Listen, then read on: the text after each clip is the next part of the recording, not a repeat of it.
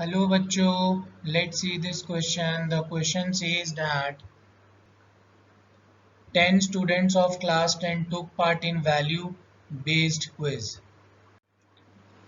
If the number of boys is 4 less than the number of girls, represent the situation algebraically and graphically.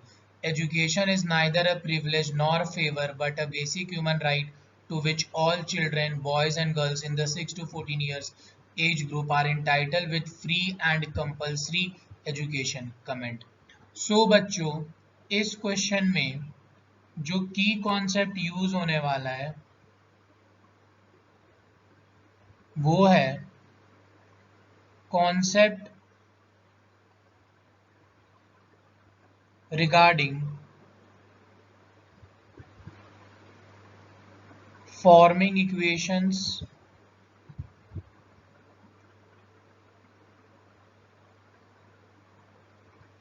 and second बच्चों concept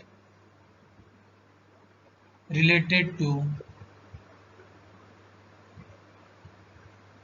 graphs कि बच्चों हम लोग linear equation को graphs में कैसे plot करते हैं. सो नाउ बच्चों we can say that let the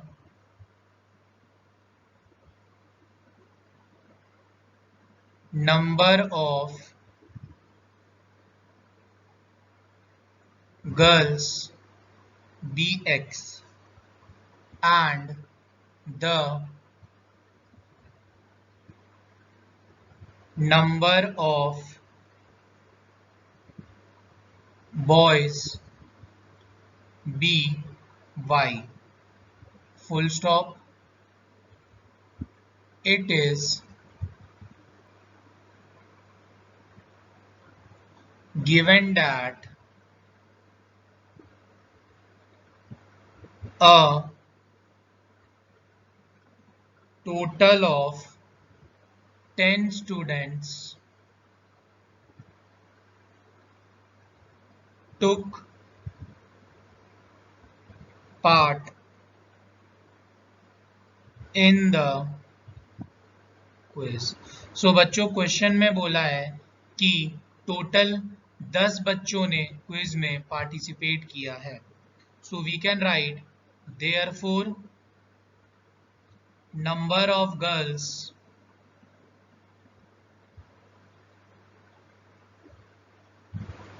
plus number of boys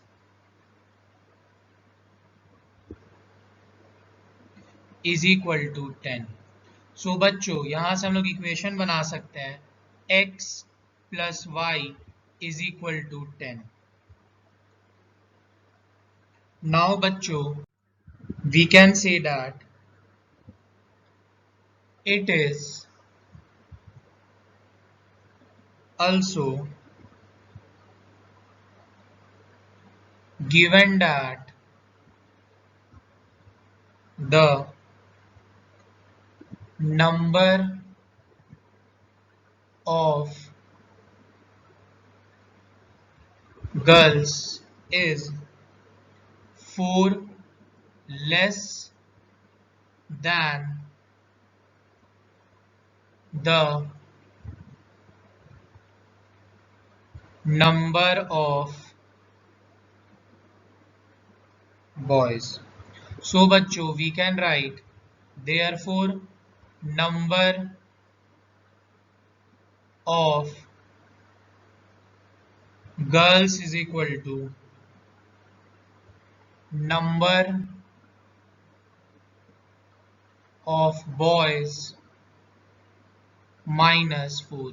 सो बच्चों हम लोग यहाँ से इक्वेशन लिख सकते हैं कि x is equal to y minus 4. Then we can write x minus y is equal to minus 4. So now बच्चों we can say that algebraic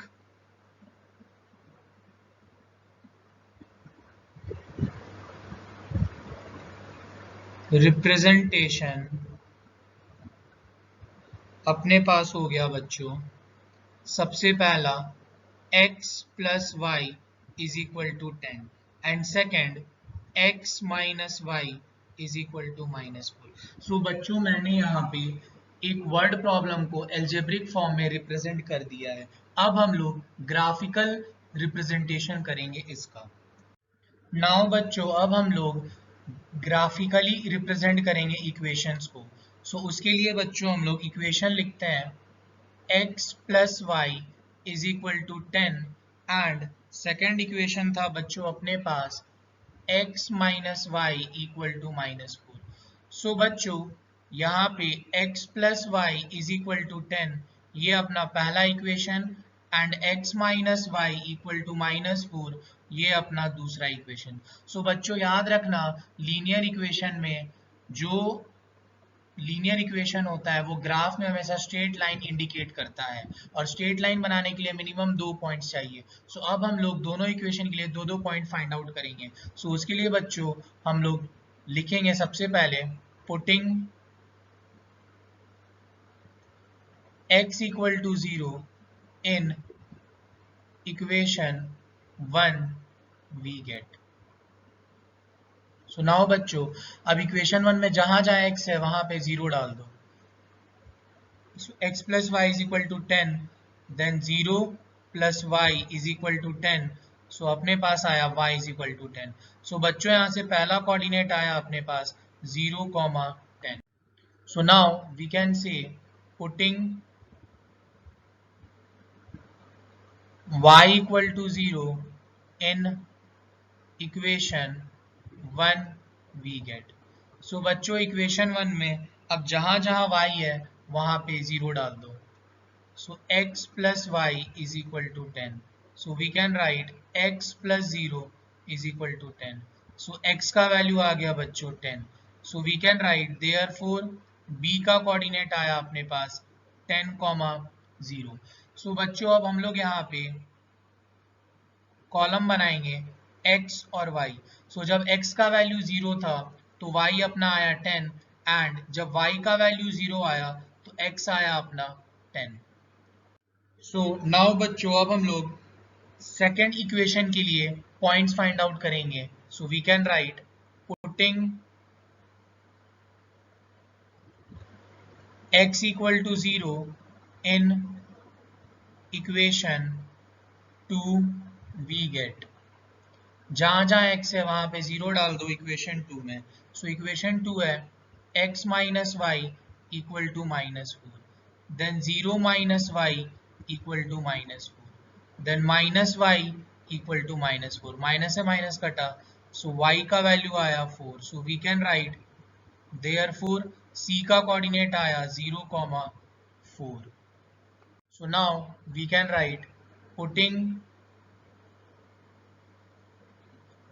y equal to 0 in equation 2 we get।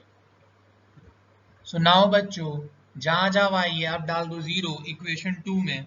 so we can write x minus y equal to -4 then x minus 0 equal to -4 then x equal to -4।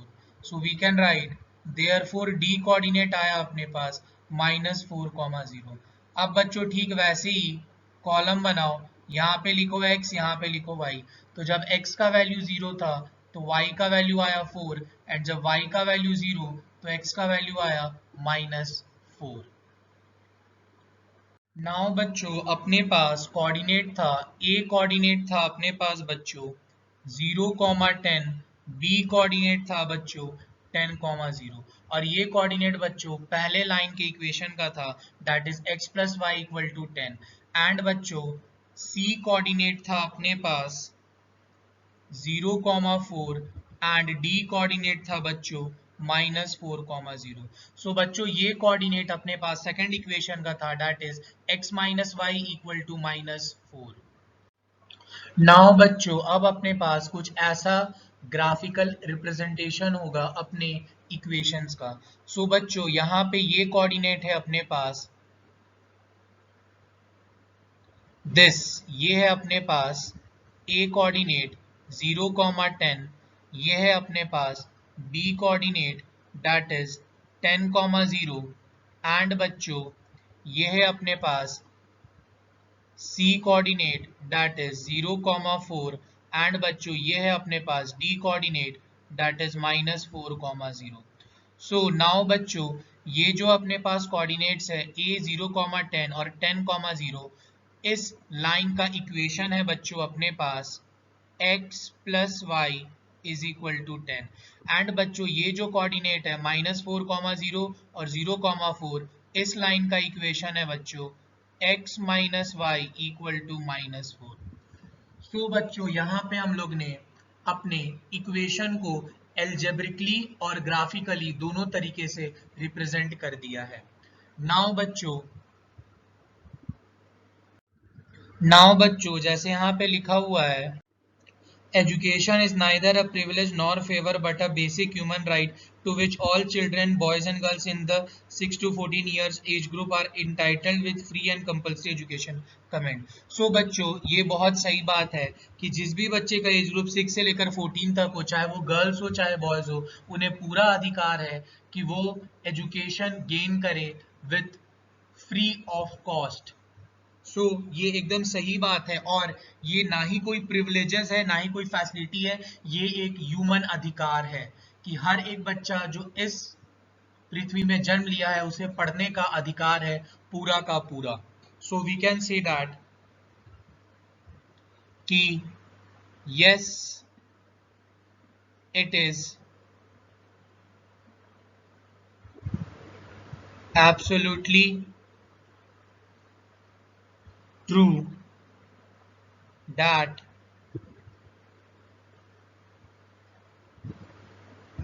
students from the age group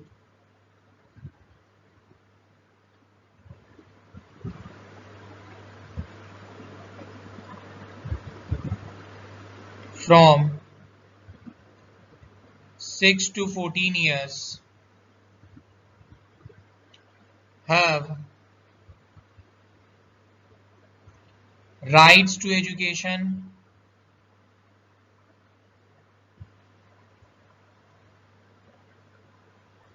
that too free of cost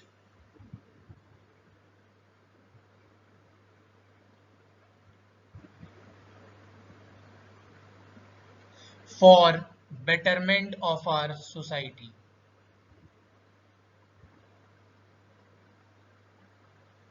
For betterment of our society and in developing our nation.